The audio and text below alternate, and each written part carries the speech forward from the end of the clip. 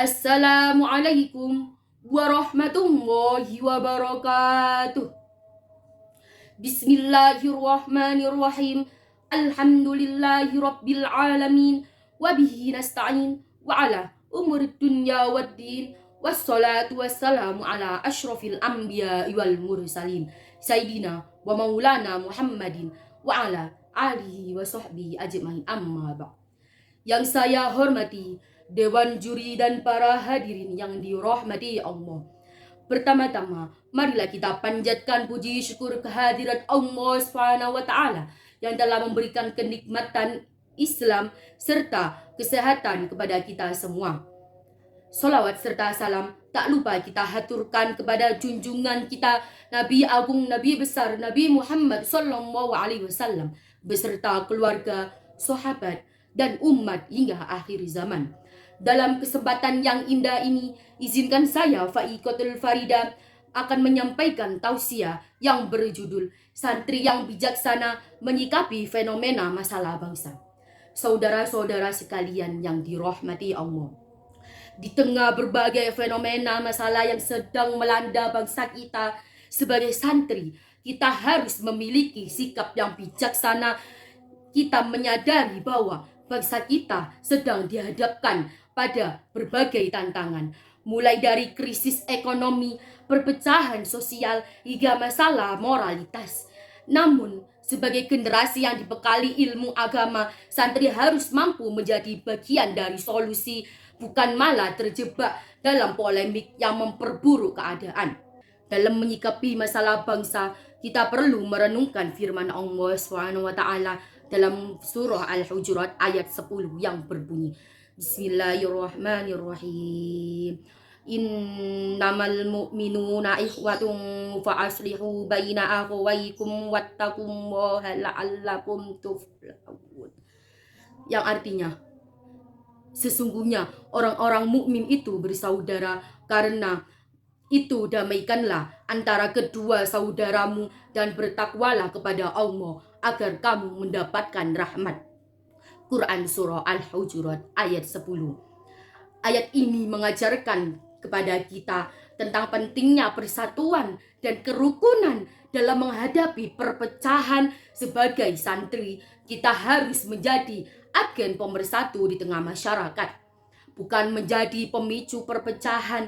Kita harus menjadi teladan dalam menebarkan perdamaian dan menjunjung tinggi nilai-nilai persaudaraan, baik sesama muslim, antar sesama manusia. Selain itu, Rasulullah SAW bersabda dalam sebuah hadis yang diriwayatkan oleh Imam Tirmidzi yang berbunyi, "Man la yarhamun nasa la yarhamullah azza wa jalla."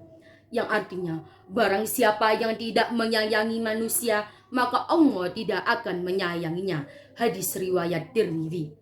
Hadis ini mengingatkan kita bahwa kasih sayang dan empati adalah kunci untuk menjaga keharmonisan dalam masyarakat.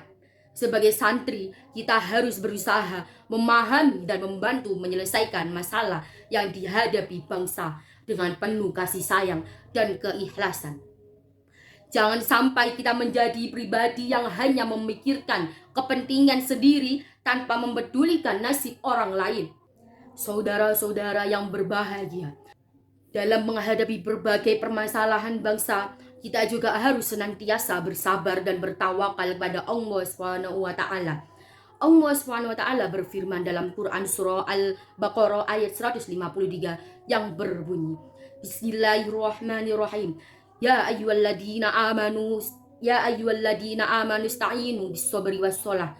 Innallaha ma'as-sabirin. Yang artinya, wahai orang-orang yang beriman, mintalah pertolongan dengan sabar dan sholat. Sesungguhnya Allah beserta orang-orang yang sabar. Quran Surah Al-Baqarah ayat 153. Ayat ini mengajarkan kita bahwa dalam menghadapi setiap ujian dan cobaan, kita harus bersabar dan memperbanyak sholat, memohon pertolongan kepada Allah. Sabar adalah kekuatan utama kita dalam menyikapi setiap permasalahan. Hadirin yang dirahmati Allah, demikianlah sedikit yang dapat saya sampaikan mengenai peran santri yang bijaksana dalam menyikapi fenomena masalah bangsa. Sebagai santri, kita memiliki tanggung jawab besar untuk menjadi bagian dari solusi. Melalui pemahaman yang mendalam terhadap Al-Quran dan hadis, kita diajarkan untuk menjadi pribadi yang bijaksana, adil, dan bermanfaat bagi umat serta bangsa.